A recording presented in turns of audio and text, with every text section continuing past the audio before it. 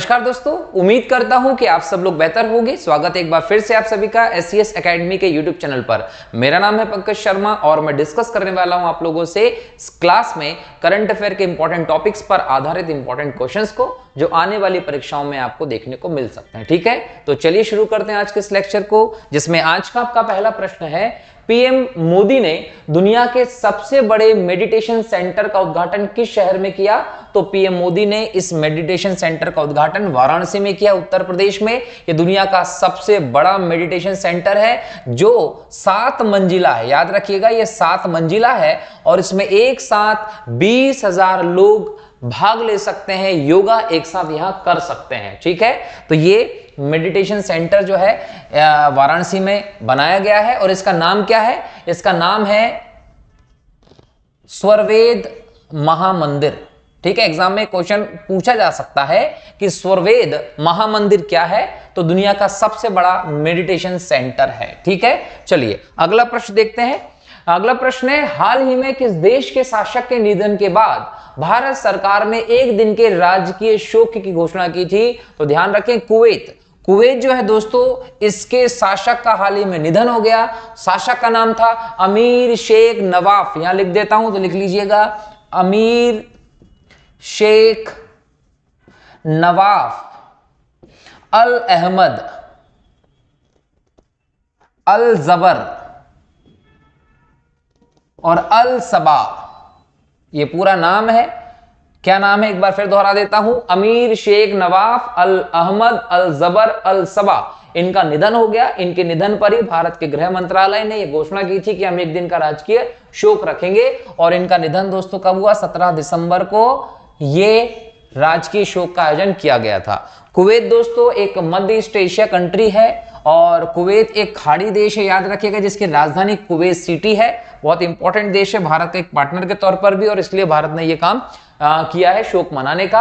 अगला प्रश्न है, टेस्ट क्रिकेट में 500 या उससे अधिक विकेट लेने वाले दुनिया के 8वें गेंदबाज कौन बचे हैं? तो याद रखिएगा, नाथन लियोन जो है ये ऑस्ट्रेलिया के अनुभवी स्पिनर हैं। इन्होंने हाल ही में टेस्ट क्रिकेट में 500 से ज्यादा विकेट ले ली है और ऐसा करने वाले दुनिया के 8वें गेंदबाज बन गए हैं। लेकिन अगर हम सिर्फ ऑस्ट्रेलिया की बात करें तो ऑस्ट्रेलिया के तीसरे गेंदबाज हैं जिन्होंने 500 से ज्यादा विकेट लिए हैं, क्योंकि इनके पहले शेन वॉर्न का नाम आता है। महान स्पिनर शेन वॉर्न जो थे उन्होंने 708 विकेट लिए और ग्लेन मैकग्राथ जो है वो भी ऑस्ट्रेलिया की हैं जिन्होंने अभी तक 563 विकेट लिए हैं। तो 8वें गेंदबाज है कौन? Nathan Lyon.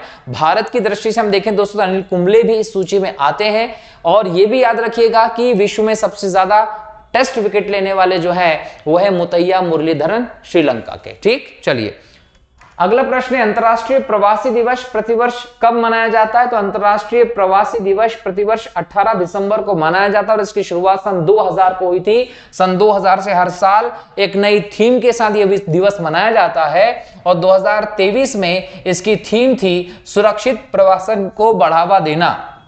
सुरक्षित प्रवासन को बढ़ावा देना, ये 2020 में इसकी थीम रही है। किसकी थीम रही? अंतरराष्ट्रीय प्रवासी दिवस की। प्रवासी क्या होता है दोस्तों? जब व्यक्ति एक स्थान से दूसरी जगह पर जाता है तो उसको हम प्रवास कहते हैं। प्रवास कई कारणों से हो सकता है, शिक्षा संबंधी हो सकता है, स्वास्थ्य संबंधी हो सकता है, रोजगार संबंधी कारण हो सकता है, सामाजिक कारण हो सकता है, सांस्कृतिक कारण हो सकता है। किसी भी कारण से लोग एक जगह से दूसरी जगह पर जब जाकर रहने लगते हैं, दूसरी जगह अपना निवास बना लेते हैं, तो उस प्रक्रिया को आप प्रवास कहते हैं। प्रवास अंतरराष्ट्रीय स्तर पर होता है। एक देश से दूसरे देश में जब लोग जाते हैं तो उसको अंतरराष्ट्रीय प्रवास कहते हैं। एक ही देश में एक राज्य से दूसरे राज्य में जब जाते हैं तो उसको अंतरराज्यीय प्रवास कहते हैं। और जब एक डिस्ट्रिक्ट से दूसरे डिस्ट्रिक्ट में जब जाते हैं तो उसको इंटर डिस्ट्रिक्ट प्रवास कहा जाता है। और सुरक्षित प्रवास को बढ़ावा देने के लिए, प्रवासियों के सामने आने वाली चुनौतियों के समाधान करने के लिए इस दिवस को मनाया जाता है। इसको लेकर जागरूकता फैलाई जाती है और कहीं ना कहीं ये बोल सकते हैं कि इनके प्रवासन की चुनौतियों को कम करने पर बल दिया जाता है इस दिवस के माध्यम से।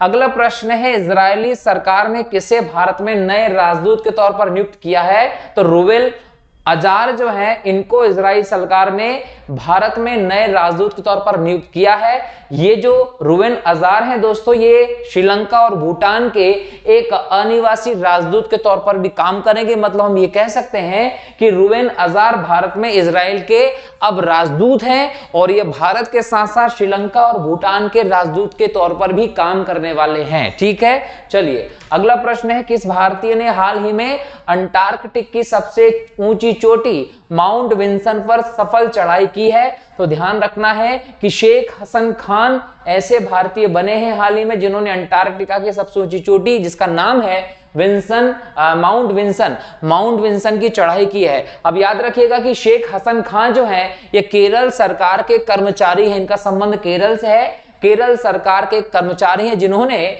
माउंट विंसन, जिसकी ऊंचाई 4832 मीटर है दोस्तों, लगभग 5 किलोमीटर जिसकी हाइट है, उस चोटी को चढ़ लिया है।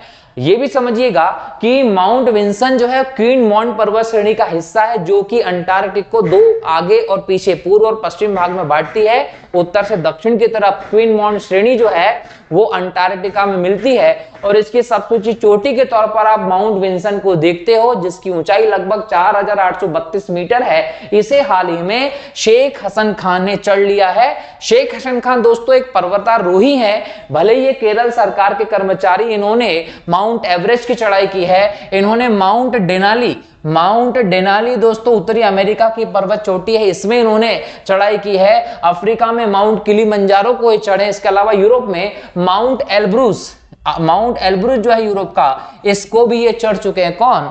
तो याद रखिए उनका नाम है शेख हसन खान। शेख हसन खान ने अभी हाल ही में माउंट विंसन की चढ़ाई की है, जो कि अंटार्कटिका पे, ध्यान रख लीजिए, एग्जाम में पूछ सकता है। अगला प्रश्न है, आईपीएल टीम मुंबई इंडियंस ने किसे अपना नया कप्तान नियुक्त किया है? तो उत्तर है आपका हार्दिक पांड्या को। हार्दिक पांड्या गुजरात टाइटन से खेलते हैं। गुजरात टाइटन को पहला टाइटल इन्होंने जिताया। दूसरा टाइटल जो रहा गुजरात का, वो चेन्नई सुपर किंग्स धोनी से हार गए थे, रनर अप रहे थे। कहीं ना कहीं इस चीज को देखते हुए हार्दिक पांड्या को पुनः मुंबई टीम में लिया है। पुनः मुंबई टीम में लेने के बाद उन्हें रोहित शर्मा की जगह पर कप्तान बना दिया गया। हालांकि रोहित को कप्तानी से हटाने के बाद पूरे देश में एक अलग प्रतिक्रिया देखने को मिली मुंबई इंडियंस के खिलाफ। लोगों ने एकाएक जैसे ही सूचना मिलती है उसके बाद मुंबई इंडियंस के अकाउंट को अनफॉलो करना शुरू कर दिया था।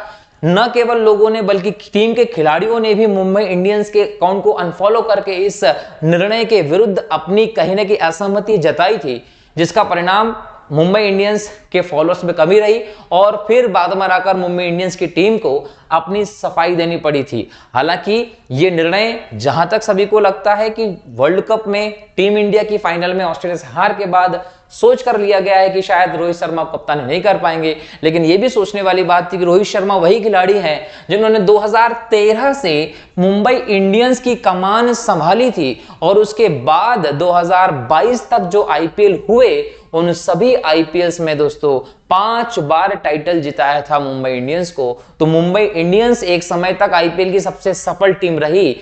अगर हम बात करें टाइटल जीतने के मामले में तो वो रोहित शर्मा के कारण रही कहीं ना कहीं। और दूसरी बात ये भी जानिए कि जब तक चेन्नई ने अपना 5वां खिताब नहीं जीता था तब तक सबसे सफल टीम थी मुंबई इंडियंस, लेकिन चेन्नई ने 5 खिताब जीत लिए। इसके अलावा चेन्नई लगभग 9 बार रनर अप रही है, इसलिए सबसे सफल टीम चेन्नई है धोनी की। लेकिन उसके बाद नाम मुंबई इंडियंस का आता है, जिसके पीछे श्रेय कहीं ना कहीं रोहित शर्मा को है। लेकिन अब क्या कर सकते हैं, देखते हुए रोहित शर्मा को हटा दिया गया है। ठीक, चलिए अब कप्तान कौन है? हार्दिक पांड्या।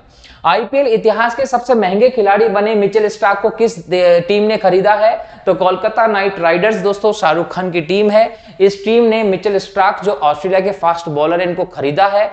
ये आईपीएल इतिहास में 24.75 करोड़ कीमत के साथ सबसे ज्यादा महंगे बिकने वाले खिलाड़ी हो गए हैं। एग्जाम में पूछा जा सकता है। और इनके बाद दूसरे नंबर पर किसका नाम आता है? तो 20.5 करोड़ में पेट कमिंग्स जो ऑस्ट्रेलिया टीम के कप्तान रहे उनको लिया गया है।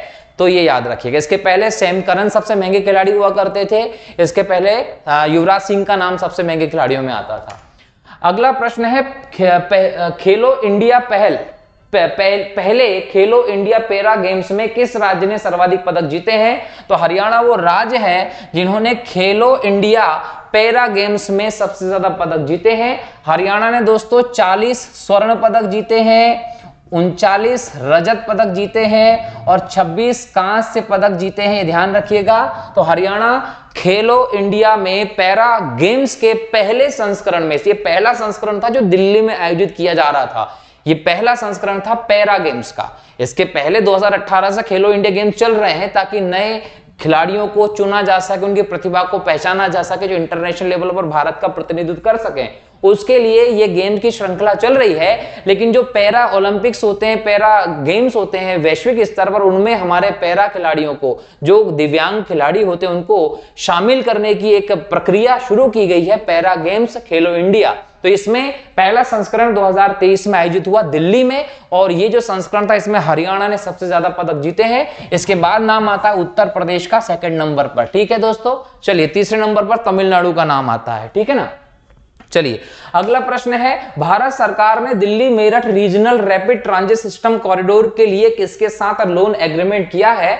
एशियाई विकास बैंक के साथ भारत सरकार ने इसके लिए एक बोल सकते हैं कि एग्रीमेंट किया है, जिसमें 37 बिलियन, याद रखिएगा 37 बिलियन जापानी करेंसी है येन, 37 बिलियन येन जो है वो लोन मिलने वाला है इस कॉरिडोर को बनाने के लिए। भारत को लगभग 82 किलोमीटर का दिल्ली मेरठ के बीच में ये कॉरिडोर बनाया जा रहा है, किसकी सहायता से? एशियाई विकास बैंक की सहायता से। अब दोस्तों क्वेश्चंस के बाद हम हर बार की तरह टॉपिक्स देखेंगे, जो टॉपिक्स ज्यादा क्वेश्चन को अपने अंदर समेटे होते हैं, जिनकी समझ आपको डिटेल में होनी चाहिए। पहला टॉपिक है राष्ट्रीय गणित दिवस। दोस्तों हाल ही में 22 दिसंबर को राष्ट्रीय गणित दिवस मनाया गया। राष्ट्रीय गणित दिवस मनाने की शुरुआत जो है दोस्तों 2012 से की गई थी। 2012 में मनमोहन सिंह जी की सरकार थी, उस समय से इसको बनाने की घोषणा की गई थी। और ये मनाते क्यों हैं? क्योंकि ये जयंती होती है श्रीनिवास रामानुजन जी की। रामानुजन जी जो महान गणितज्ञ के तौर पर प्रसिद्ध हैं दोस्तों, इन्हीं के सम्मान में, इनकी जयंती के अवसर पर हम गणित दिवस मनाते हैं। अगर हम रामानुजन जी की बात करें तो 22 दिसंबर 1887 को इरोड तमिलनाडु में रामानुजन जी का जन्म हुआ था। एग्जाम में पूछ सकता है कि श्रीनिवास रामानुजन का जन्म कहां हुआ था? तमिलनाडु के इरोड में 1887 में हुआ था। और इन्होंने संख्या पद्धति, अनंत श्रेणी और सतत भिन्न में कहीं ना कहीं इंपॉर्टेंट योगदान दिया है, इसलिए इनको हम बहुत ज्यादा मानते हैं। इन्होंने 1729 को एक इंपॉर्टेंट, बोल सकते हैं कि सबसे बड़ा इंपॉर्टेंट संख्या मानी, और इन्होंने कहा कि ये एक ऐसी सबसे छोटी संख्या है जिसको दो अलग अलग तरीके से, दो घनों के योग के रूप में लिखा जा सकता है। ये इनकी बहुत बड़ी योगदान माना जा सकता है। इनके महत्वपूर्ण कार्यों में पाई की अनंत श्रेणी को भी शामिल किया जाता है। और इनकी जीवनी पर आधारित एक, बोल सकते हैं कि एक जीवनी पर आधारित फिल्म भी बनाई गई है। कब बनाई गई थी? 1887 से 1920 के बीच में इनकी जो लाइफ रही उस पर आधारित एक फिल्म भी बनाई गई, जिसका नाम था the man who knew infinity. The man who knew infinity किसके ऊपर बनाई गई फिल्म है? श्रीनिवास रामानुजन जी की लाइफ पर बनाई गई फिल्म है। ये ध्यान रखेंगे, जिनके जन्म दिवस को, जयंती को 22 दिसंबर को गणित दिवस के तौर पर मनाया जाता है। कोलाट्टम नृत्य। दोस्तों कोलाट्टम नृत्य हाल ही में चर्चा में रहा, क्योंकि एक बाल उत्सव के तौर पर इसको आंध्र प्रदेश और तमिलनाडु में मनाया जाता है। और हाल ही में आंध्र प्रदेश के विजयवाड़ा में बच्चों के त्योहार के तौर पर इसका प्रदर्शन किया गया, इसीलिए करंट अफेयर में चर्चा में रहा है। मूल रूप से ये आंध्र प्रदेश और तमिलनाडु में चलता है, और इसको कोलनालालू भी कहते हैं, और कोलनालू भी इसको कहा जाता है। ये एक धार्मिक प्रस्तुति का हिस्सा है, मुख्य रूप से महिलाओं के द्वारा किया जाता है। इसमें पुरुष का प्रवेश वर्जित होता है, और समूह बनाकर इसमें महिलाएं नृत्य करती हैं। इसमें एक कारा छड़ी होती है, ठोस लकड़ी की बनी होती है, और कहीं ना कहीं इसको कोलाट्टम लाह का उपयोग इसमें किया जाता है, ध्यान रखेंगे। अगला प्रश्न है, अगला टॉपिक है आपका बिहार की पुनौराधाम परियोजना। दोस्तों बिहार सरकार ने हाल ही में पुनौराधाम परियोजना को कहीं ना कहीं मंजूरी दे दी है, इस वजह से चर्चा में है। और ये है कहां? बिहार के सीतामढ़ी जिले में है। सीतामढ़ी जिले में एक मंदिर परिसर है, वहीं पर पुनौराधाम को एक पर्यटक स्थल के तौर पर विकसित करने की ये परियोजना, जिसका नाम है पुनौराधाम परियोजना। ये पुनौराधाम क्या है? पुनौरा धाम माता सीता का जन्म स्थान माना जाता है। माता सीता जो रही है उनका जन्म स्थान माना जाता है पुनौरा धाम, सभी को ध्यान रखना है। और इसका उद्देश्य है मिथिला की संस्कृति तथा धरोहर को बढ़ावा देना। यह वह क्षेत्र है जहां माता सीता का जन्म और पालन पोषण हुआ था, तो एक सांस्कृतिक धरोहर के तौर पर इसको बढ़ावा देने के लिए इसको विकसित किया जा रहा है। अगला टॉपिक है इंदिरा गांधी शांति पुरस्कार। दोस्तों इंदिरा गांधी शांति पुरस्कार इस बार डेनियल बोरनबोइम तथा अली अबू अव्वाद को दिया गया है। तो एग्जाम में पूछेगा कि इंदिरा गांधी शांति पुरस्कार 2023 किसे दिया गया है, तो संयुक्त रूप से दो लोगों को यह मिला है, डेनियल बोरनबोइम और अली अबू अव्वाद को दिया गया है। अभी हाल ही में आप देख रहे थे कि इजराइल फिलिस्तीन का संघर्ष चल रहा है। इस अहिंसक समाधान के लिए इजराइल तथा अरब देशों के युवाओं व लोगों को एक साथ लाने में इन्होंने इंपॉर्टेंट प्रयास किया, इसलिए इनको इंदिरा गांधी शांति पुरस्कार दिया गया है। ये विजेता कौन है दोस्तों, तो याद रखिएगा कि बोरेनबोइम जो है वो अर्जेंटीना के एक शास्त्रीय पियानो बजाने वाले हैं तथा अव्वाद एक प्रतिष्ठित फिलिस्तीनी शांति कार्यकर्ता हैं। तो अव्वाद शांति कार्यकर्ता है फिलिस्तीन के, और बोरेनबोइम जो है वो अर्जेंटीना के एक बोल सकते हैं पियानो वादक है, पियानो बजाने वाले हैं, जिन्होंने इस प्रकार से शांति का प्रयास यहां पर किया सबको एक साथ लाकर। अगर ये बात करें कि इंदिरा गांधी शांति पुरस्कार कौन देता है, तो इंदिरा गांधी मेमोरियल ट्रस्ट जो है वो इस पुरस्कार को देने का काम करता है। 1986 से हर साल ये दिया जाता है और 3 श्रेणियों में दिया जाता है, शांति के लिए, निरस्त्रीकरण के लिए और विकास के लिए। ठीक है, इसमें जो भी असाधारण योगदान देता है उस व्यक्ति को या संगठन को ये पुरस्कार दिया जा सकता है। ध्यान रखेंगे कि व्यक्ति को भी दे सकते हैं और संगठन को भी ये दे सकते हैं। 1986 से शुरू हुआ था।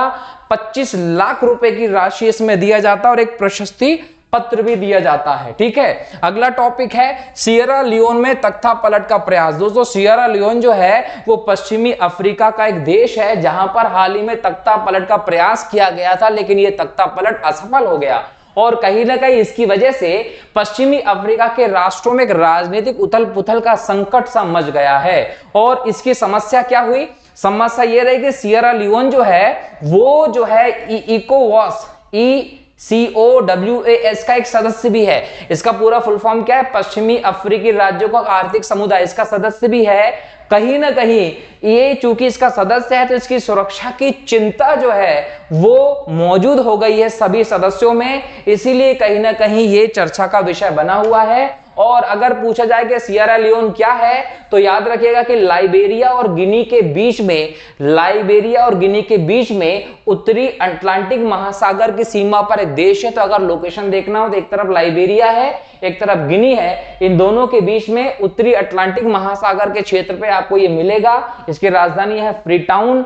माउंट बिटूमनी जिसको हम लोमा मनसा के नाम से जानते हैं, ये सबसे ऊंची चोटी है यहाँ की। उष्णकटिबंधीय जलवायु मिलती है सियरा लियोन में। और ये भी याद रखिएगा कि इसके पूर्व में पहाड़ स्थित है, इसके पूर्व में पहाड़ है और ऊंचा पठार भी स्थित है। बहुत ज्यादा जंगल क्षेत्र मिलता है, समुद्र के किनारे वाले क्षेत्र में मैंग्रोव भी यहाँ पर बहुत ज्यादा मिलते हैं। और ये भी ध्यान रखिएगा कि सियरा लियोन जो है वो अंतरराष्ट्रीय सौर गठबंधन जो भारत ने प्रस्तुत किया था मोदी जी के द्वारा, उसका भी एक सदस्य के तौर पर है। इसके अलावा दोस्तों कि किसको फर्क पड़ रहा है इस पे उथल-पुथल के कारण, तो फर्क पड़ रहा है पश्चिमी अफ्रीकी राज्यों के आर्थिक समुदाय को, मतलब इकोवास जो है इसको फर्क पड़ रहा है इससे।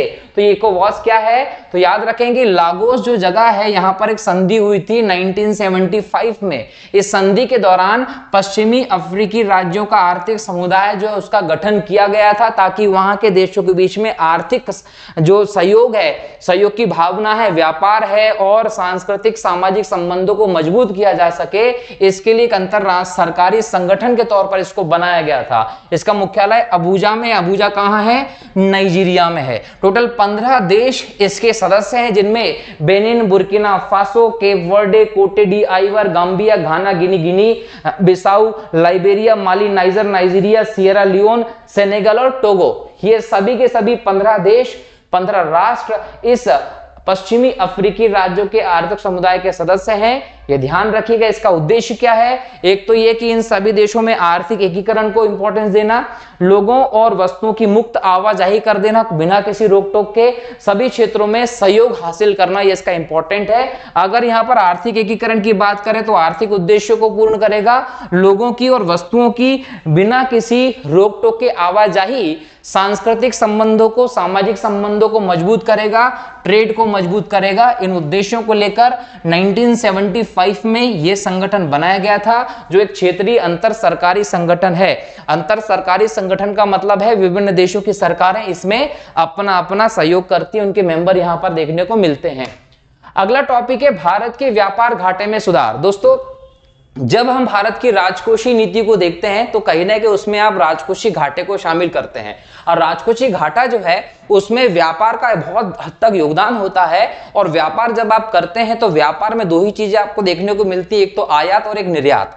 जब आप आयात बहुत ज्यादा करते हैं और निर्यात कम करते हैं तो ऐसे में आपका पैसा जाता ज्यादा है और आता कम है, इसको आप बोलते हैं व्यापार घाटा। तो व्यापार घाटे की स्थिति में भारत में भी सुधार हो रहा है। सुधार होने का मतलब सीधा है कि भारत से निर्यात को बढ़ावा मिला है। तो ये ध्यान रखिएगा कि नवंबर 2023 में व्यापारिक निर्यात जो है वो 2.8% कम हो गया है। ये ध्यान रखिएगा, 33.9 मिलियन अमेरिकी डॉलर रह गया है, जबकि आयात 4.3% घटकर 54.98 बिलियन अमेरिकी डॉलर रह गया, जिसके परिणाम स्वरूप 20.58 बिलियन अमेरिकी डॉलर का व्यापार घाटा हुआ था। और इस रिपोर्ट के हिसाब से 29.9 बिलियन अमेरिकी डॉलर उच्च स्तर से उल्लेखनीय कमी हमारे व्यापारिक घाटे में हुई है।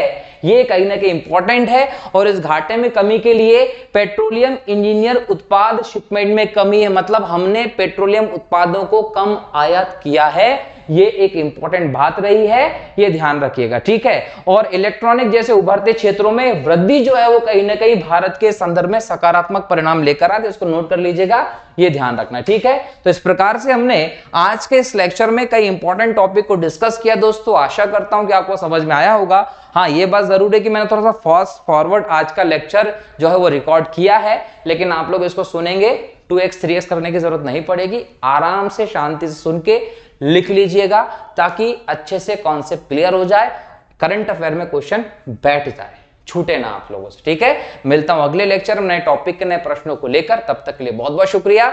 जय हिंद, जय भारत, वंदे मातरम।